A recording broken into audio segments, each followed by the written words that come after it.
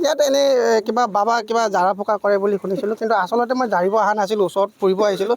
দেখিখিনি দেখিলোঁ ইয়াত নাই। মানুহখিনিক দেখিলোঁ ইমান হাৰাশাস্তি, কোনোবা গুৱাহাটীৰ পৰা আহিছে, কোনোবা ডিপুৰ পৰা আহিছে। এই যি ব্লগ ভিডিঅ' চাই তেখেতলোক আহিছে, এতিয়া ইয়াত আহি পোৱা নাই। এইটো এটা অশান্তি হৈছে, অসুবিধাৰ সৃষ্টি হৈছে।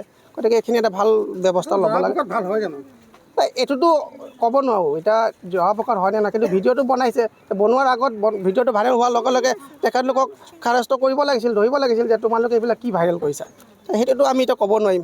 বকলীয়া ঘাটৰ পৰা আহিছোঁ। কি হৈছে আপোনাৰ? মোৰ বুঢ়াটো পেৰালাইজ, এক চাইড মৰি গ'ল। আৰু আমি ভিডিঅ' দেখিছোঁ, তেখেতে মানে যিজন বাবা আছে, বাবাজনে জাৰি আছে 2-3টা মানুহ এনেকৈ খাৰা হৈ দেখুৱাইছে, হাত মেলি দেখুৱাইছে আমি ভাল হৈছোঁ বুলি। তেতিয়া আমাৰো বিশ্বাস এটা হৈ গ'ল। হৈ যোৱাৰ কাৰণে আমি এতিয়া লোকৰ গাড়ী ভাড়া কৰি 1000 টকা, বকলীয়া ঘাটৰ পৰা আহিছোঁ, 1000 টকা ভাড়া কৰি আমি বুঢ়াক লৈ আহিছোঁ। এতিয়া আমাৰ ৰোগী গাড়ীৰ ওপৰতে আমি থৈ আহিছোঁ। আমি দুখীয়া মানুহ, আমি হাজিৰা কৰি খোৱা মানুহ, তথাপিতো আমি ভাবিছোঁ যে মালিকজন ভাল হওক, তথাপিতো আমি জীয়াই থাকিব পাৰিম বুলি। কিন্তু আমাক সদায় হাজিৰা কৰি সদায় খুৱাই সেই বুঢ়াই। বাবাক লগ পাইছে এতিয়া? আমি নাই পোৱা। আমি অহা আগতে বোলে বুঢ়াটো পলাই গ'ল, কালি বোলে থানাৰ পৰা আহি পেলাই বন্ধ কৰি দিছে বুলি কৈছে। আৰু তাৰপৰা আমাৰ আৰক্ষীও, আমি অহা আধা ঘণ্টা পাছতে আৰক্ষীও আহি পাইছেহি। গম পাইছোঁ, আমি ভিডিঅ'খিনি পাইহে আহিছোঁ। আৰু মোৰ মানুহজনৰ প্ৰেছাৰ ষ্টক বহুত ভাল হৈছে বুলি কৈছে, সেইটো কাৰণে বহুত টকা পইচা খৰচ কৰি আমি 3টা বজাতে উঠিছোঁ। উঠি ঘৰৰ কাম বন কৰি গোটেই ঘৰৰ ভেজাল মাৰি কৰি মানুহজনক লৈছোঁ। মানুহজন সেয়া গাড়ীত বহি আছে, আপোনালোকে চাব পাৰে। আৰু যদি এনেকুৱা যদি মানে ফল্ছ, তেনেহ'লে ভিডিঅ' ব্লগ বনাবই নালাগে নহয়, হয় নে নহয় কওকচোন বাৰু। এতিয়া মানুহখিনি হাৰাশাস্তি হৈছেনে নাই? এতিয়া আৰক্ষী আহিছে নেকি? আৰক্ষীটো আহিছে, পাইছোঁৱে। এতিয়া আপোনালোকে যাক বিচাৰি আহিছে তেওঁক পাইছে নাই? আমি তেওঁক পোৱা নাইকিয়া। ক'লৈ গ'ল তেওঁ?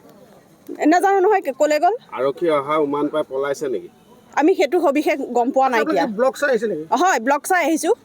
এই কাকি টঙিয়াত আজি 2 মাহমান ধৰি পেলাই পাগলা বাবা আৰু শিকলি বাবা নামে 2জন ভণ্ড বাবাই ইয়াত চিকিৎসা সেৱা কৰি আছে। এখন কাপোৰে জৰা ফুকা কৰি তেওঁলোকে সকলো বেমাৰ মানে শেষ কৰি দিয়া, তেওঁলোকে যি প্ৰচাৰ কৰি পেলাই মানুহবিলাকক মাজত যি বিভ্ৰান্তি সৃষ্টি কৰিছে। আমি তেখেতসকলৰ ওপৰত প্ৰশাসনক ব্যৱস্থা গ্ৰহণ কৰিবৰ কাৰণে ইতিমধ্যে আমি দাবী জনাইছোঁ আৰু প্ৰশাসনক আমি অৱগত কৰিছোঁ। আৰু এই টঙিয়া অঞ্চলৰ গোটেই ৰাইজে একত্ৰিতভাৱে ইয়াৰ বিৰোধিতা কৰিছে আৰু প্ৰশাসনক অৱগত কৰাৰ পাছত যোৱাকালি প্ৰশাসনৰ মানুহে আহি ইয়াত বন্ধ কৰিছে। কিন্তু তেওঁলোকে বলপূৰ্বকভাৱে এবাৰ বন্ধ কৰি যোৱাৰ পাছত তেওঁলোকে আকৌ পুনৰ চলাইছে। ইয়াৰ কাৰ নেতৃত্বত এই ভণ্ড বাবাই চিকিৎসা কৰি আছে, তেখেতসকলৰ ওপৰত ব্যৱস্থা ল'বৰ কাৰণে আমি আমাৰ হোজাই জিলা আৰক্ষী অধীক্ষক মহোদয়ক আমি এক ব্যৱস্থা গ্ৰহণ কৰিবৰ কাৰণে দাবী জনাইছোঁ। কাকি থানাৰ ভাৰপ্ৰাপ্ত আৰক্ষী বিষয়াকো ইয়াৰ ওপৰত ব্যৱস্থা গ্ৰহণ কৰিবৰ কাৰণে দাবী জনাইছোঁ।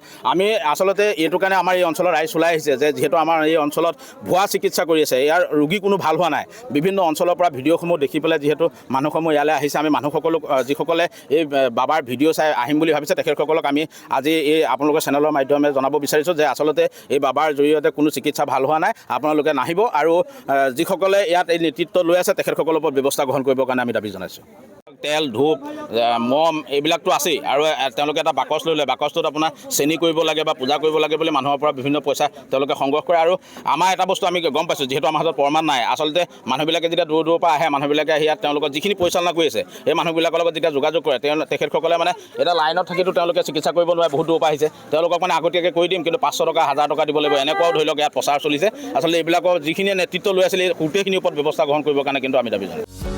যিকোনো খবৰৰ বাবে যোগাযোগ কৰক আমাৰ এই নম্বৰত 9181 307 221।